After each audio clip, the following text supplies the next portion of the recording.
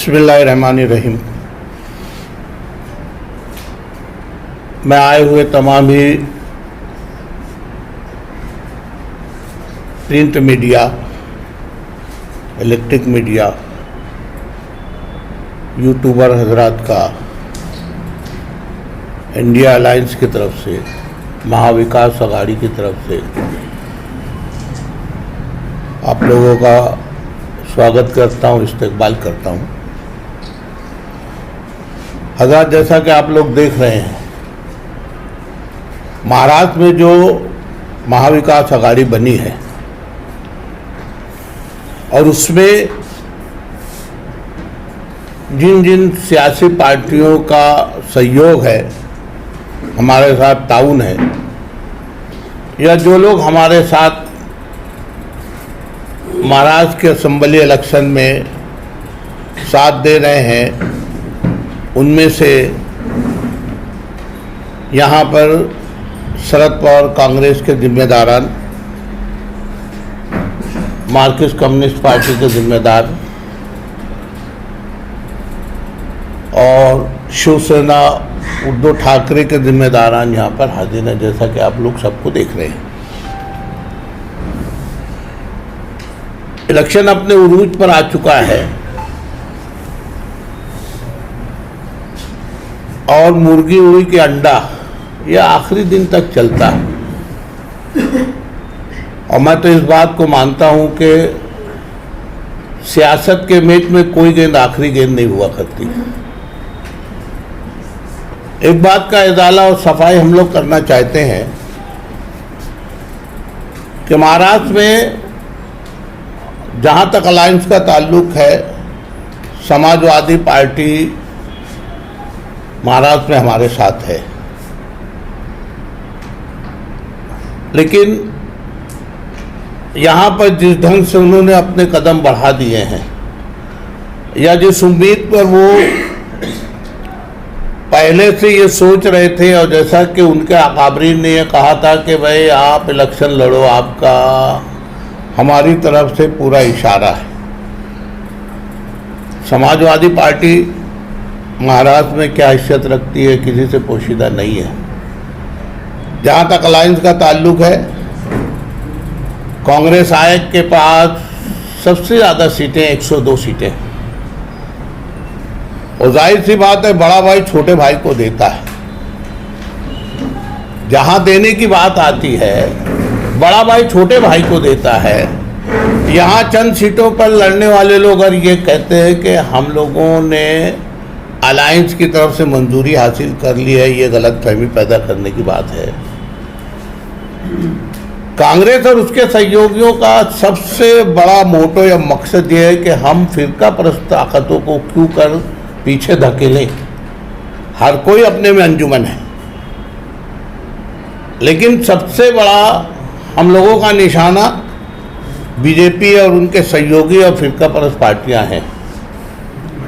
और इसी मंशा को लेके आप लोग देखें कि यूपी में ज़िमनी इलेक्शन हो रहे हैं, कांग्रेस के खाते में 2 सीटें आने के बाद भी हमने वो कुर्बानी दी कि हमारा मकसद फिरका परस्तों को पीछे धकेलना है।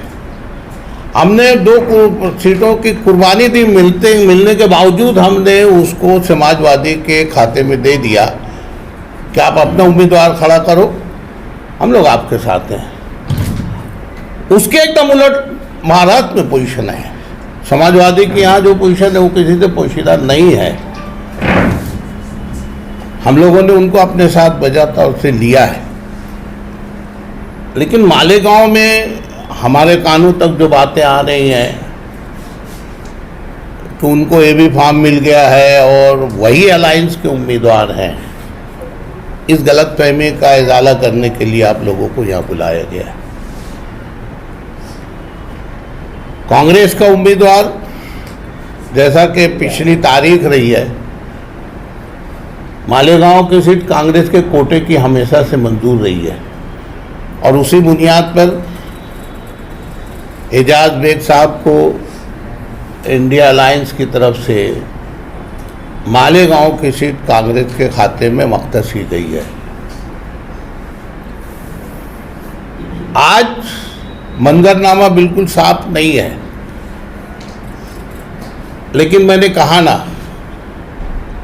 कि सियासत के मैच में कोई गेंद आखिरी गेंद नहीं होती। हमको उम्मीद है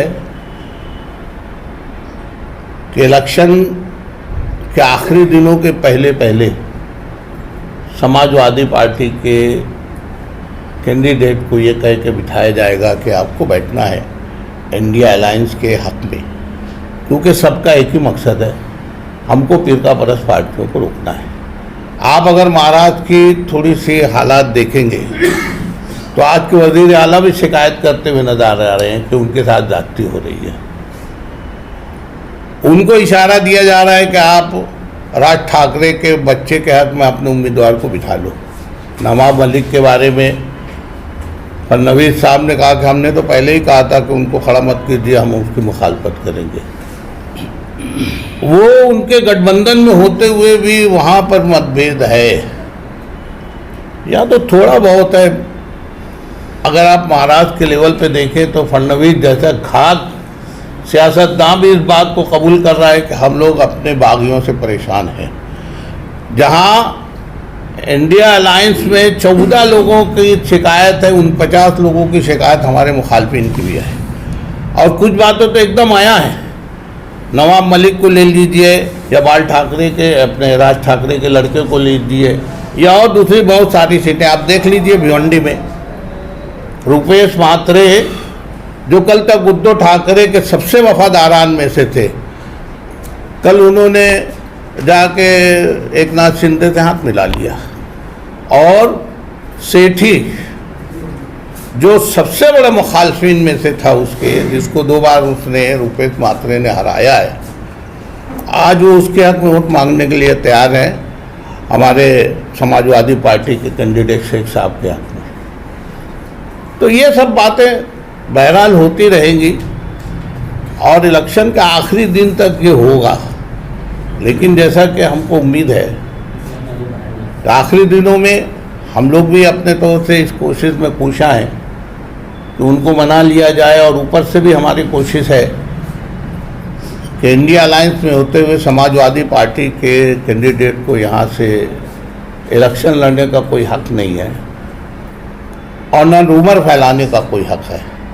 जैसा कि हमारे कानों तक आ रही है, ये बोल रहे हैं कि हम लोग अलायंस के कैंडिडेट हैं। इंतहाई गलत बयानी और गैर जिम्मेदाराना बयान है ये। हमको उम्मीद है कि चंद दिनों में मंजरनामा साफ हो जाएगा और उनको बनना पड़ेगा। इलेक्शन के आखिरी दिन तक मैंने कहा ना कि इलेक्शन के मैच में, सियासत में, एक मैच में कोई गेंद आखिरी गेंद नहीं होती, आखिरी लम्हात में भी फैसला हो जाता है। समाजवादी का उम्मीदवार बागी उम्मीदवार है, ऐसा आप कहना चाहते हैं? देखिए, अभी तक मंजरनामा साफ नहीं है, ऊपर से हम लोग आदेश के मुंतजिर हैं। समाजवादी का उम्मीदवार मालेगांव में सिर्फ 2 सीट अलायंस ने जो उनको करार किया है, वो 2 सीट पे हम काम कर रहे हैं उनका, लेकिन बाकी जगह उन्होंने बंडखोरी की है, ये एकदम खुला है। तो फिर उन्होंने अपने जलसे में, अभी रजा चौक के जलसे के अंदर सभी पार्टियां जो आप लोग मफलर लगाए हैं, इसी तरीके से उन्होंने अपने स्टेट से झंडा लगाए हैं। उनकी कोशिश कर रहे हो, हम लोगों की तरफ से झंडा दिया नहीं गया, तो फिर हम लोगों ने एक्शन लेना। आज की प्रेस कॉन्फ्रेंस बुलाने का मकसद ये है इंडिया अलायंस का कि भाई जो इन लोगों ने इस तरीके की हरकत कर रहे हैं ये गलत है। नहीं तो उन्होंने बताना चाहिए कि हमारे बड़े लीडर इंडिया अलायंस का प्रचार करने आ रहे हैं। तो झंडा लाए कहाँ से, कौन दिया उनको? आप बना सकते हैं, हम उसकी तहकीक में लगे हैं। हमारी पार्टी का जहाँ तक सवाल है, 2 खासदार आ रहे हैं। ठीक है, लेकिन शोभाताई कब आ रही है प्रचार के लिए? शोभाताई भी आने वाली है इंडिया अलायंस के प्रचार में। इंडिया अलायंस के प्रचार में शोभाताई भी आएंगी और भी बड़े लीडरान आ रहे हैं। आज भी 2 मेहमान आ रहे हैं। बच्चा फॉर्म भरने भी नहीं आई थी। दुलिया में अनिल अन्ना गोटे का फॉर्म भरने गए, दुलिया मालेगा एक ही समाजवादी को लेके बैठे हम लोग। नहीं, ठीक है ना। हाँ, नहीं, उसमें मेरी उनसे डायरेक्ट बात हुई थी और उस वक्त वो मोहाड़ी में थे। तुम्हारे मेरे ख्याल से कुणाल पाटिल का जो मतदार संघ है दुलिया का, वहाँ पर थी और बोले देखो मुझको यहाँ और अन्ना गोटे ये दोनों के लिए यहाँ पर रहना ज़रूरी है, मुझको ऊपर से आदेश है और यहाँ से मुझको सटाना भी आना है क्योंकि पहले से आदेश है कि आपको ये तीनों जगह कवर करना है। कहीं ऐसा तो नहीं है कि उनको मालेगांव शहर से सभी पार्टियों ने मिलकर वोट दिलाई थी और वो उसी का पालन करते हुए मालेगांव नहीं आ रहे? देखिए, उन्होंने, आप अगर मालूमात लेंगे तो बहुत सारे ऐसे जो उम्मीदवार आज हैं उनसे उन्होंने सफाई से कहा था कि आप लोगों ने पार्लियामेंट में जिस ढंग से हमारी मदद की, हम उसके लिए आपके बहुत शुक्रगुजार हैं। लेकिन जहाँ तक पार्टी लेवल की बात है, पार्टी के प्रचार की बात है, मैं मालेगांव आऊँगी तो आप लोग उसका बुरा ना मानें कि उन्होंने हमारे उन उम्मीदवारों से कहा है जो आज हमारे सामने है। तारीख दी है उन्होंने आने की? अभी तक कुछ तय नहीं है। देखिए, नेशनल पार्टी है, कोई लोकल पार्टी तो है नहीं। ढेर सारे मसाइल, ढेर सारे प्रोग्राम रहते हैं। हम लोग मुंतज़िर हैं और टच में हैं कि कहीं ना कहीं से उनकी सबील हो जाए आने की। वो भी आने में दिलचस्पी रखती हैं ताकि बहुत सारी गलतफहमियों का इजाला हो सके, लेकिन आदेश के ऊपर है। वो आएंगे तो आप लोगों के लिए वोट मांगेंगे, आप लोगों के लिए प्रचार करेंगे जरूर, क्योंकि समाजवादी से भी यहाँ पर उम्मीदवार है और इंडिया अलायंस का हिस्सा है समाजवादी पार्टी जी। वो भी उम्मीदवार है, आप लोग भी उम्मीदवार हो। तो मैंने आपके आने से पहले मुश्ताक भाई ये कहा था कि वो अलायंस के उम्मीदवार नहीं है, वो खड़े हैं और हम मुंतज़िर हैं ऊपर के आदेश से, और 2-1 दिनों में आना ही आदेश कि उनको बैठना चाहिए। सदी में कोई बात हुई आपकी लीडरान से? चल रही है ना बात, चालू है। चालू है ना बात, जारी है ना बात। अभी इस प्रेस कॉन्फ्रेंस में नामजद उम्मीदवार रहता है मौजूद, इसकी क्या? नहीं, उन्होंने अलायंस से की तरफ से बुलाया बुलाया है। गया। ये कॉन्फ्रेंस है इंडिया अलायंस की तरफ से बुलाया गया है। सदर महोत्सव। भाई उम्मीदवार तुम्हारा काम करो, अलायंस तो कांग्रेस के जिम्मेदार है और अलायंस के जिम्मेदार है। ठीक है, अभी आपने कहा कि मकामी लोगों ने बगावत की समाजवादी की, तो ये क्या अखिलेश यादव की भी बगावत नहीं है कि इंडिया अलायंस के साथ? देखिए, अभी देखो, अबू आसिम साहब ने आखिर तक बम्बई में पत्रकार परिषद में ये कहा था कि मुझे हाईकमान का आदेश है, आखिर में जहां तक अलायंस टूटना नहीं चाहिए, अपनी पार्टी की कोई ऐसी हरकत नहीं होना चाहिए। हम कोशिश में लगे, मिल गई सीट तो हम लड़ेंगे, नहीं तो हम अलायंस के साथ ही है। लेकिन उन्होंने निकलवाया नहीं फॉर्म, ये असल में वो खुद उलझ गए थे, नवाब मलिक उनके सामने आने, बस वो उलझ गए और किसी को आदेश दे पाए या ना दे पाए। जो रिपोर्ट इंडिया अलायंस के लीडरान के पास है कि वो उनसे रास्ते में नहीं आ सकते थे, इसलिए रह गया। लेकिन इंडिया अलायंस में सिर्फ 2 सीट पे है। आज कोई भी अबू आसिम साहब से और रईस जो इससे पहले संभाली भिमंडी के, उनसे पूछ सकते हैं। समाजवादी को लेकर आप ज्यादा संजीदा हो रहे हैं, ऐसा तो नहीं कि समाजवादी आपसे ज्यादा मजबूत है? नहीं, ऐसा नहीं। गलतफहमी कि हम इंडिया अलायंस ये इसके लिए हमने वो लोग सिर्फ बोल ही नहीं रहे हैं, वो लोग झंडा भी इस्तेमाल कर रहे हैं, यानी ये कोई मामूली बात नहीं है। ये जो अभी कल से उन्होंने इस्तेमाल किया है, मुताबिक ये 2 दिनों में क्या ये फैसला हो सकता है कि पार्टी के जिम्मेदार महाराष्ट्र लेवल पे और नेशनल लेवल पे प्रेशर डाल के वो वापस यानी उम्मीदवारी उनकी रोक सकते हैं, ऐसा जैसे पूरी उम्मीद है ना, और इसीलिए तो हम लोगों ने प्रेस कॉन्फ्रेंस लेना बहुत ज़रूरी समझा कि इस बात की सफाई हो सके कि वो अलायंस के नामजद करदा उम्मीदवार नहीं है। आज अलग ऐलान हम लोग बोल रहे हैं ना, इसके हवाले के लिए नाना पाटोले साहब ने भी कल आप जिस आदेश तरीके से दिया अलग है। ऐलान बोल रहे हैं, उन्होंने भी रजापुरे के जलसे में ये कहा है कि हम इंडिया अलायंस के महाविकास अघाड़ी के उम्मीदवार हैं। इसीलिए ये प्रेस कॉन्फ्रेंस ली देखो, गई है। यहाँ पे प्रेस कॉन्फ्रेंस इसकी हुई बात थी, सही मानी जाए इसमें। 2 दिन रुकिए ना। यहाँ प्रेस कॉन्फ्रेंस लिए थे उन्होंने हाँ, 3 दिन पहले, और साफ कहा था कि हमको रात में अबू आसिम ने ग्रीन सिग्नल दे दिया है और अब कहा है कि आप ऐलान कर दो कि आप महाविकास मैंने कहा ना, अघाड़ी मुर्गी उड़ी के अंडा ये इलेक्शन के आखिरी दिन तक चलते रहता है। ये अफवाहों का बाजार तो आखिरी दिन तक चलेगा। आप लोगों ने अगर अबू आसिम आजमी का इंटरव्यू 6-7 दिन पहले देखा होगा, उन्होंने कहा था कि हम लोगों ने बिलाशुबा 12 सीट मांगी थी, हम 5 पर अड़े हैं और हम कम के लिए भी राजी हैं, लेकिन हम किसी तौर से अलायंस के बाहर नहीं जाएंगे क्योंकि बहरहाल हमको फिरका परस्तों को हराना है। तो इम्तियाज पब्लिक से क्या अगर करेंगे आप? नहीं, अगर ऊपर बातचीत हो जाती है कि ठीक है हम कुर्बानी दे देते हैं, जैसे वहाँ तुमने दिए कांग्रेस ने, यहाँ भी दे देते हैं, ऊपर से आदेश आया कांग्रेस को बैठने का, समाजवादी को बैठने का, तो उसमें इंडिया अलायंस की आप लोग क्या? देखिए, हम लोग अपने लीडरान के आदेश के हमेशा पाबंद रहते हैं। ऊपर का आदेश फाइनल और आखिरी रहता है। तो दोनों में से कुछ भी आ सकता है ना, क्या समाजवादी नहीं, 99.9% हमारे हक में आएगा। यहाँ उनका कोई वजूद ही नहीं रहा है ना कभी।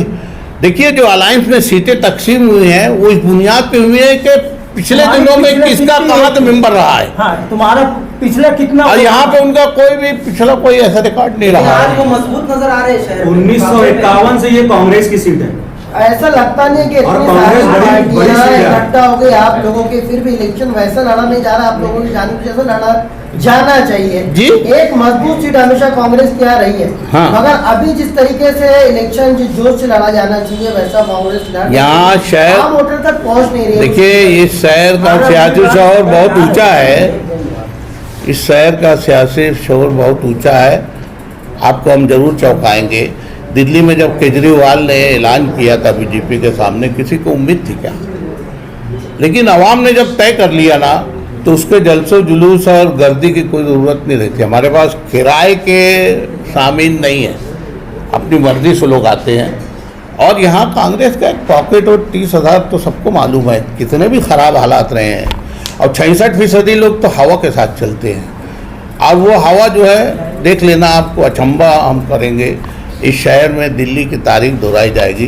केजरीवाल ने जैसा सबको चौंकाया था, इस शहर की तारीख भी वैसी लिखी जाएगी। जो 30,000 वोट क्या बात कर रहे हैं, क्या उसमें शेख रशीद खानवादे का, क्योंकि कांग्रेस से एक लंबे अरसे से जुड़े हैं, उनका उसमें कोई शेयर नहीं। ये वो वोट है कि कोई भी खड़ा होगा। ये 30,000 शेख रशीद साहब और उनके खानवादे के साथ वो 30,000 वोट थी, वो मुंतकिल हुए, वोट अपनी जगह है। जब साहब यही बात कई शहर के लोगों से हमने पूछने की कोशिश की, तो उन्होंने कहा कि वक्त के साथ वोट कम होते गई है कांग्रेस की। ये आप बोलते हो ना, मैंने एक बात कही कि 66% लोग हवा के साथ चलते हैं और 30,000 वोट जो है कांग्रेस का पॉकेट वोट है। और हम बोले ना, हम चौंकाएंगे, आप देख लेना। आम आदमी पार्टी का भी आपके ऊपर बैनर है और उसके लोग समाजवादी को हिमायत। नहीं, ये बात सही है। हर पार्टी के लोग बोल रहे हैं, कोई 1.25 लाख वोट ले रहे हैं, कोई 1.5 लाख बोल रहे हैं, तो आप लोगों को क्या टारगेट? जे हम लोग लोगों को चौंकाएंगे और जीतेंगे। डायरेक्ट जीत जाए। जीतने का बात तो सही है कि सब चौंकेंगे, जब रिजल्ट आएंगे तो सब चौंकेंगे। मेरा ये सवाल ये है कि जो उम्मीदवार है, आपके उम्मीदवार और यूरोप का पार्लियामेंट शुभम बचाव, उनकी जो ऑडियो क्लिप वायरल हुई थी, इस वजह से तो नहीं वो उनके प्रचार में आ रही है? नहीं, ऐसा नहीं। देखिए, उसको आप एक भयानक सपना समझ कर छोड़ दीजिए। सानिया था वो, और हमारा कैंडिडेट तो बोल रहा है कि उनकी आवाज़ को दब करके किसी ने हरकत की है। वो मामला बहरहाल नर्म हो चुका है। जभी तो सुबह तक बच्चा वो यहाँ आने के लिए राजी है, बस आदेश की मुंतज़िर है वो। और उनके ही सिफारिश पर तो एजाज बेग साहब को टिकट भी मिले। एक मिनट भाई, आम आदमी पार्टी के लोग आपको हिमायत क्यों नहीं दिए, समाजवादी को दिए, जबकि आपके बैनर पर उनका नहीं, बराबर बोले ना आप। हम लोग उनसे बिल्कुल राब्ते में हैं। और माफ़ करना, यहाँ जो आम आदमी पार्टी की जो पोजीशन है, हमको तो एक आदमी भी प्यारा है। हम बराबर इसके लिए पूछाएं कि उनको इसके लिए राज़ी करें कि आप अलायंस का एक हिस्सा हो, इसलिए हमारा साथ दो। हमारी कोशिश है। क्यों नहीं आ रहे हैं ये तो मैं नहीं जानता। समाजवादी के स्टेट से हाँ, है ना, वही तो बोल रहे हैं। वो कुछ बातचीत हुई थी आपकी? हो रही है ना, हो रही है। कुछ तोहफे तोहफ़ की बात हो सकती है। आप देने वाले हो, कमी पड़ गई क्या कुछ? तोहफा तो है, देने वाले हो। पता नहीं, मैं सामने की बात कर रहा हूँ, अपनी बात नहीं कर रहा। हम तो यहाँ फुलूद की रोटी खाते हैं और खिलाते हैं।